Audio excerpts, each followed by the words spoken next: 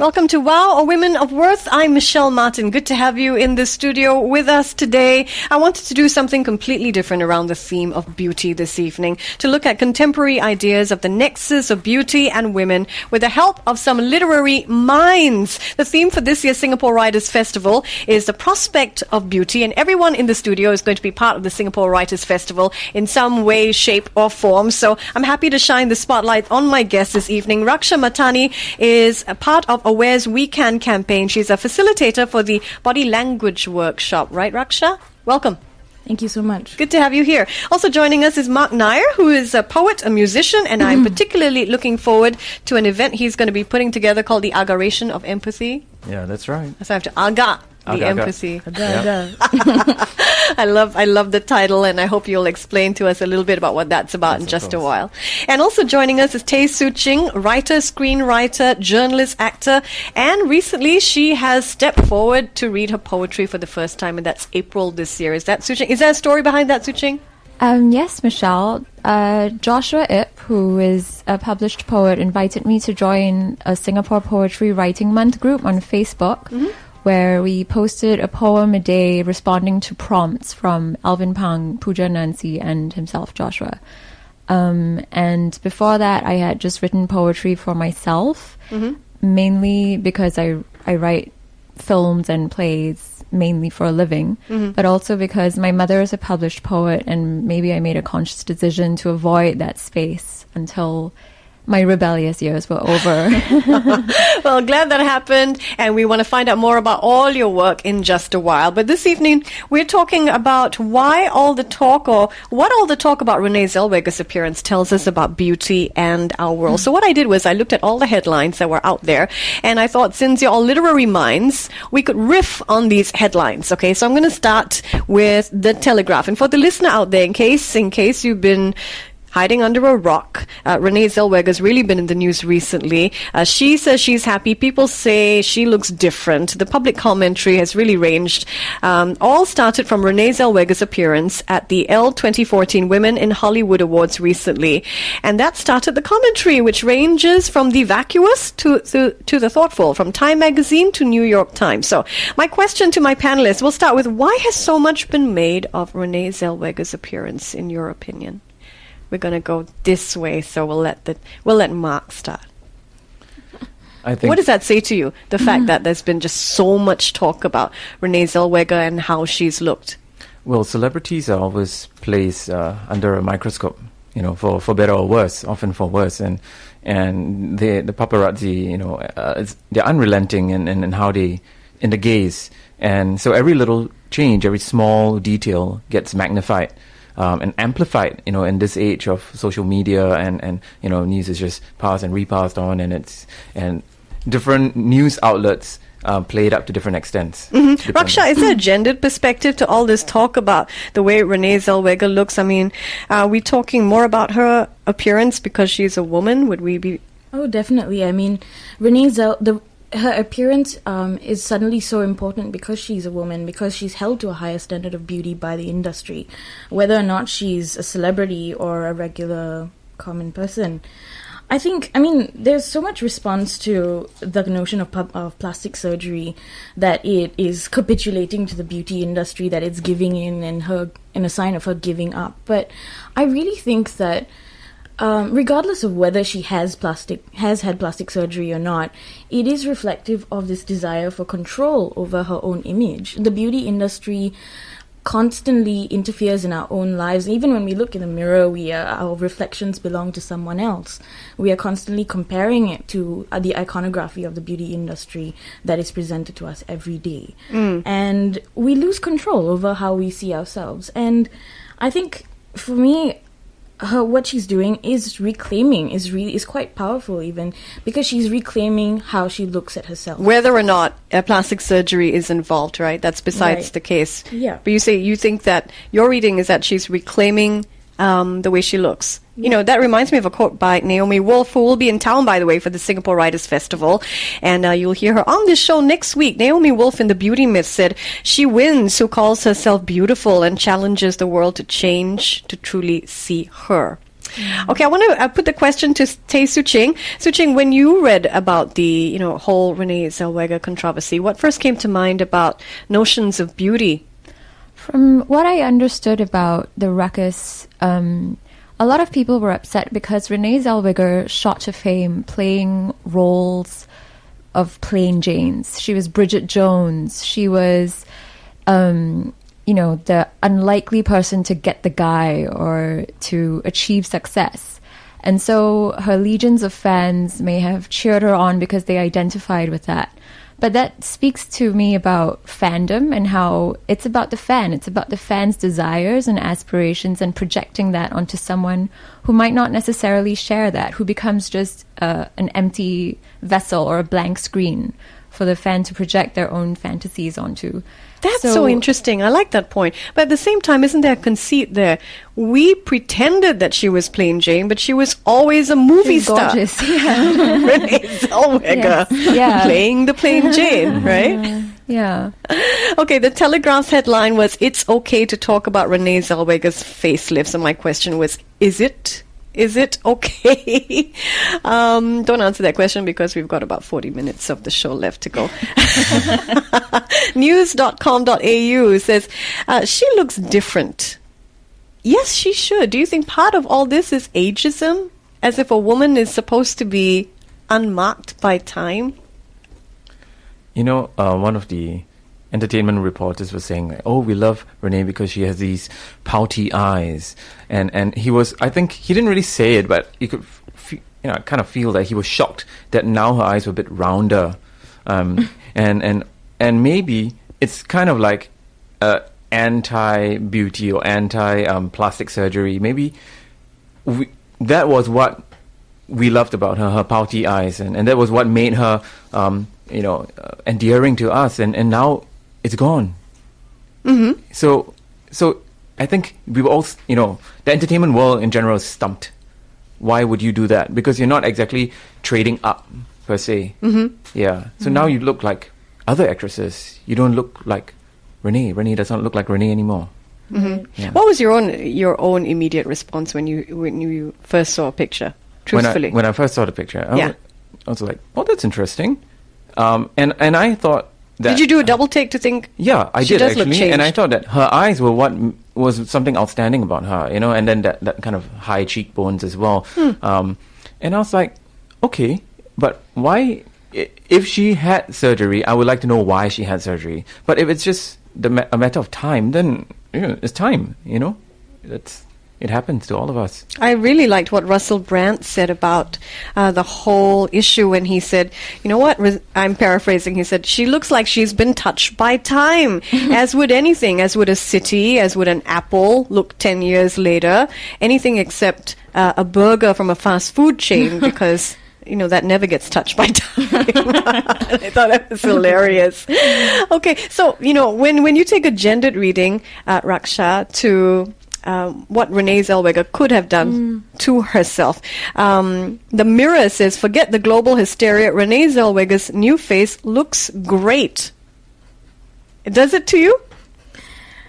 Honestly, for me, when I watch people perform, I care about the performance. I care about the presence. And if she can still bring that to her wonderful body of work, I mean, by all means, go ahead.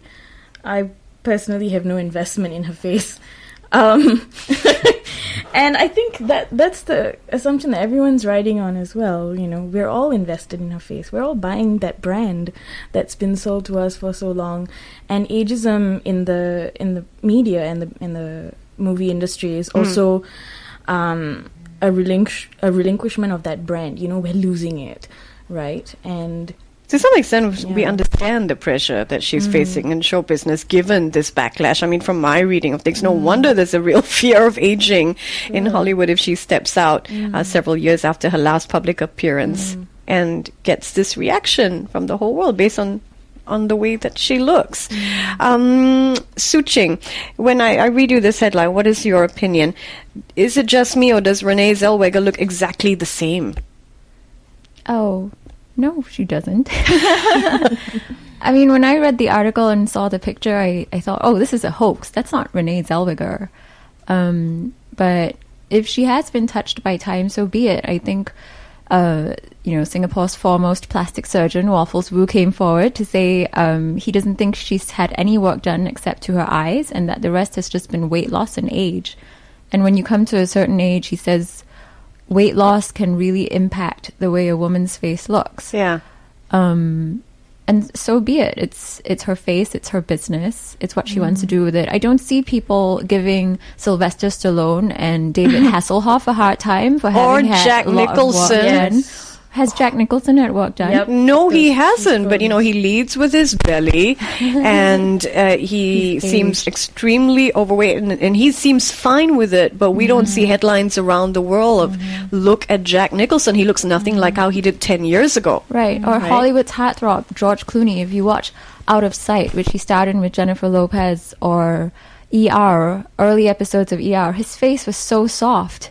And now it's, lined and wrinkled. And people say he's ripened as he's aged. He looks better than ever. He just, married a young, beautiful human rights lawyer. Yes. So why this double standard? So I sexist think ageism here. she married him. She married him. She married down. We hear that a lot, don't we? I love the joke. You wanted to chime in, Ma? Yeah, I mean, so it feels like it's very directed against women, sexist ageism that goes on in the entertainment industry, but in a way, a lot of these industries are male dominated, so the men are on top still, no matter the strides and the progress that women have made. So, in the end, how much of a voice or a say or representation, or fair and equal representation, do women have? They have to fight back. In other ways, like there's this music video by singer Colby Kelly. It's called Try. I love and that. it featured says you don't have to try. Yeah, Yeah. and women removing their makeup, going back to a natural state and saying that this is what it should be. Love us for who we are. I think women, any woman has about 32 different looks, depending on her mood and, lighting and emotions on that particular day. Nobody looks the same all the way. But I was very interested in your point, Raksha, about her taking back control. Can you explain to our listeners how this can be a good thing, a positive thing? I think, as I mentioned earlier, because she loses control over how she sees herself, our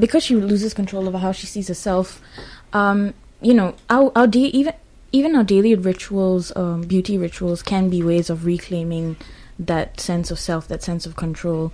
And I mean, plastic surgery is not available to everyone. Some of us have to reconcile ourselves to our bodies. Some of us have to accept ourselves for what we are.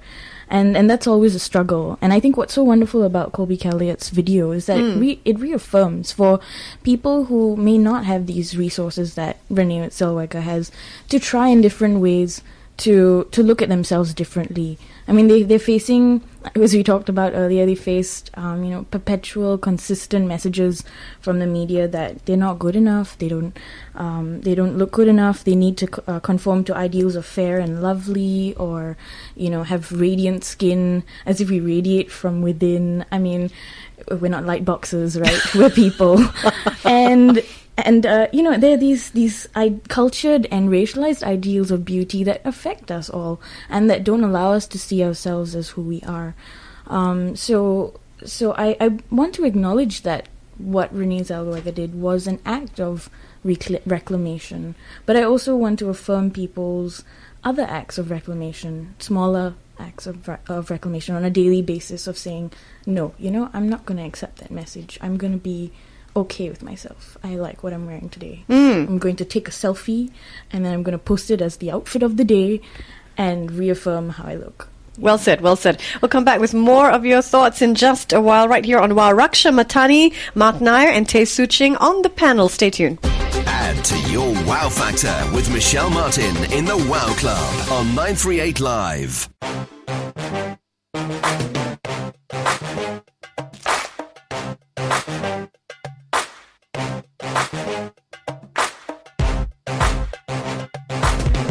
Welcome to Wow, a Women of Worth. It is ideas that matter to women of worth. So today when I thought about the topic of beauty, I knew I wanted before me some literary minds. It is a pleasure to shine the spotlight on Raksha Matani, who is from Aware. She's a weekend campaign facilitator for the Body Language Workshop. Mark Nair is a poet and musician, and Tay Soo Ching is a writer, journalist, screenwriter, actor, and poet. And I will ask you to replay that scene that happened just a while ago. Soo Ching earlier on in the program told us about how she held off from poetry for the longest time from reading it out loud because of her lineage or who her mother is. So, and then I said, who is your mother? You ready, guys? Who is your mother? Leong Liu Gyok. Intake of breath there. Hi, Mommy. She's listening at home. Okay, since Mummy's listening, I know that you have a poem that you're ready to read for us on the theme of beauty. Yes, I do. It's called Face Value, and this poem is about my relationship with my beauty regimen, and the fact that I call it a regimen should tell you something about it and how it enslaves me. Cleansers, toners, creams galore, Carmex lip balm soothes cold sores, jojoba grapeseed ginseng extract firms and makes my face more compact. Primer, tinted moisturizers set my skin tone with loose powder. Draw my eyebrows, line my eyes, tinted lashes tell sweet lies. Micro Botox smooths fine lines, facelift cheats that old fiend, time. Collagen implants for my lips, you don't know the half of it. Massages to make skinny, lymphatic endermology. Eternal life is here, just grab it. Don't wait for death to enjoy it. Chained daily to my dressing table in the 8th ring of Dante's fable. Thank you very much, Tay Soo Ching there. And what is the title of that? It's called Face Value. Face Value. Thank you. Really appreciate that. I'm going to call him Mark Nair now. He is going to be part of the Singapore Writers Festival. I know that you are going to be off the page. It's a musical sort of event, Aggravation of Empathy, happening on the 7th of November. But you have a reading for us as well, Mark? Yes, I do. Great. Right, so this is from my book Postal Code, which I guess will be on sale at SWF this year. And it's called Eden Towers. It's a fictional name for a condominium. I think there's one in Winnipeg, but not here in Singapore. It's not so much about the beauty of a person or a group of people, but it's about the beauty of this country, because Singapore is, very much about having a certain face to it. So this is Eden Towers. The morning security guard. A friendly, overweight uncle who chases away pigeons and dreams of his mistress in a house on an unmarked street in Batam. The gantry lifts regularly like an admonishing finger, letting through all those who can speak a number. Paradise is not a road or a song. It is this brazen condominium, rising like an offering through manicured vegetation, 30 floors of steel and glass, peopled by many tongues, the language of convenience on remote control.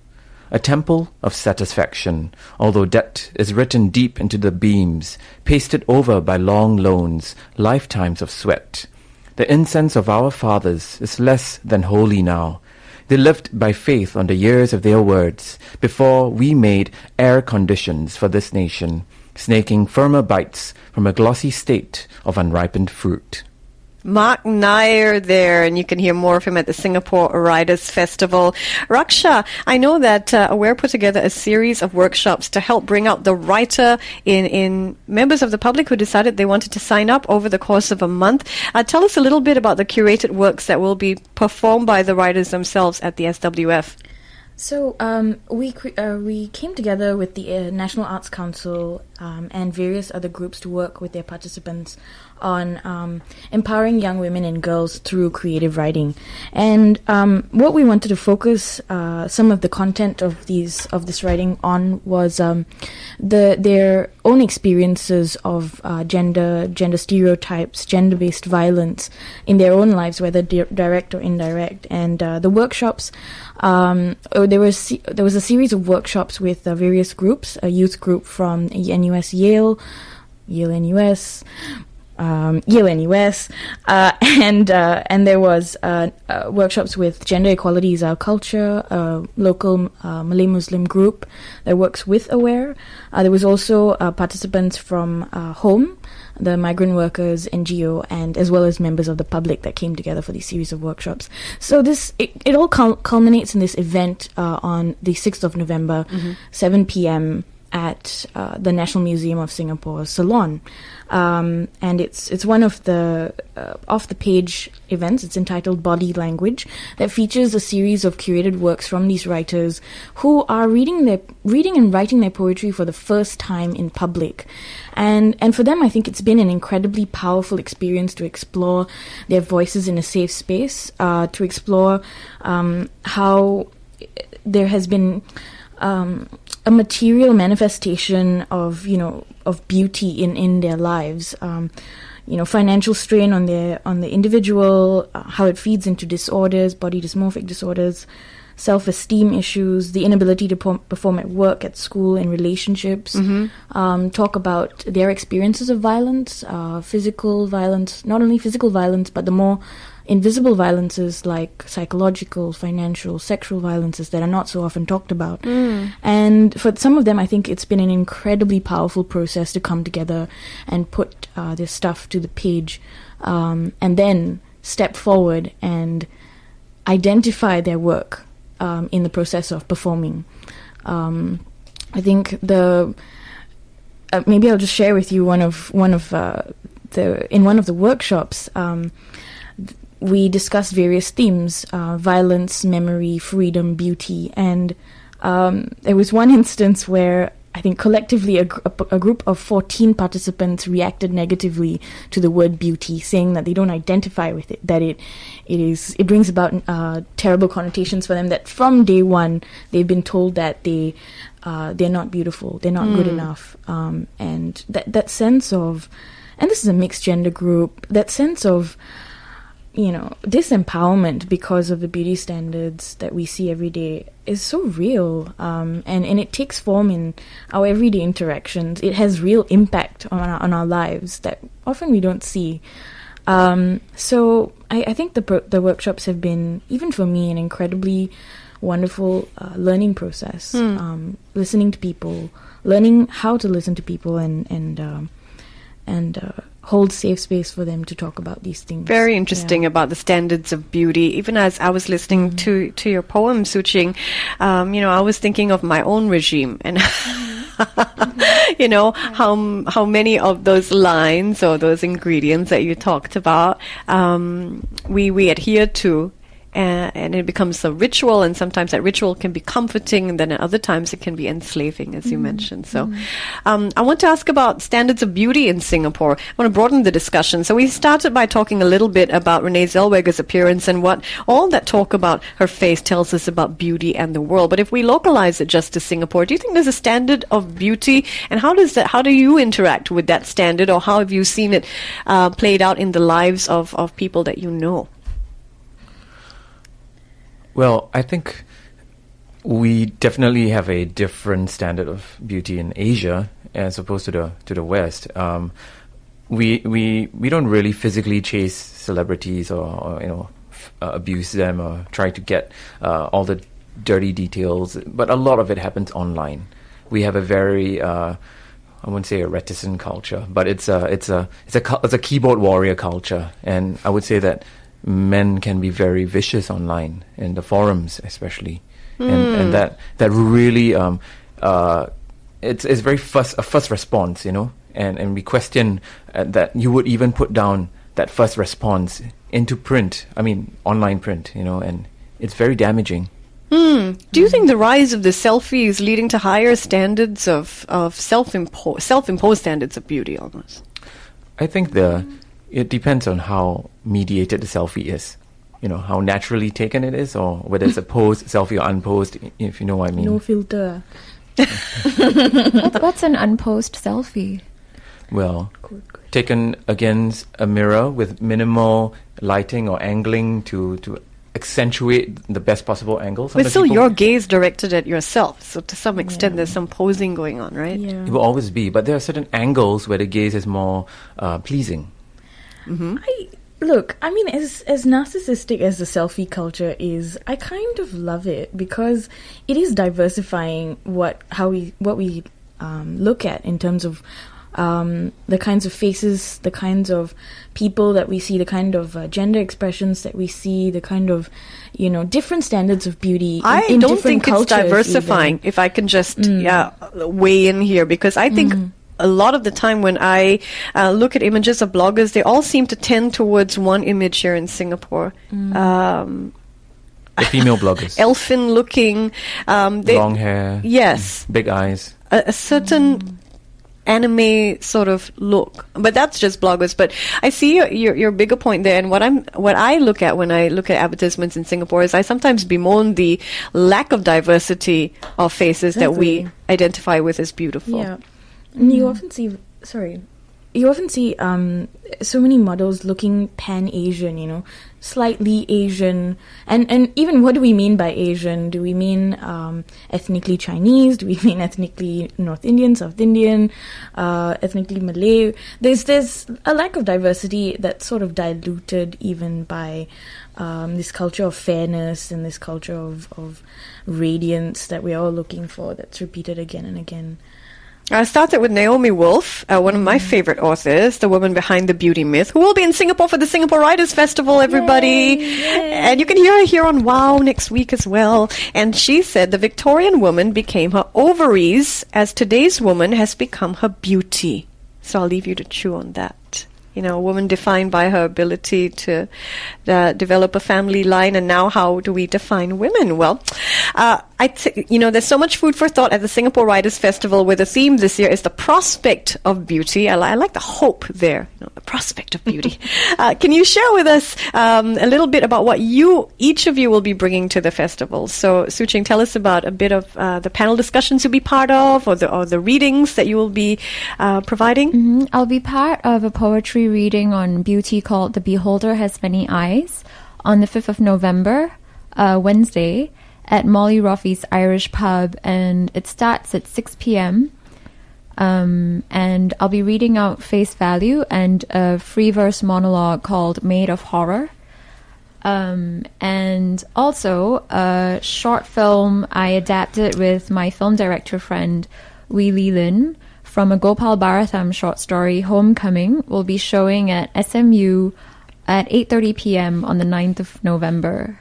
Wonderful. And we've already heard what Raksha will be bringing to the festival, so I'm going to quickly skip over to Mark. Tell us a little bit, in 30 seconds, that's all we have left on the clock, about what we can expect from you. Okay, I'm part of two panels on Saturday, 1st of November. Animal Attack, which is, I'm there because I've got a book of illustrated children's poetry called Animal City. And at 7 p.m., another panel called The Form in My Poetry, both of them at the National Museum Salon. And I'm also part of a spoken word /music/sound show along with four other musicians. It's called Agaration of Empathy, and we have two shows on 7th and 8th November. Love the title. Raksha Matani, Mark Nair, and Tay Suching, thank you so much for coming forward to speak about notions of beauty on WOW. Appreciate it. Thank you, Michelle. Thank you. Thank you so much. Add to your Wow Factor with Michelle Martin in the Wow Club on 938 Live.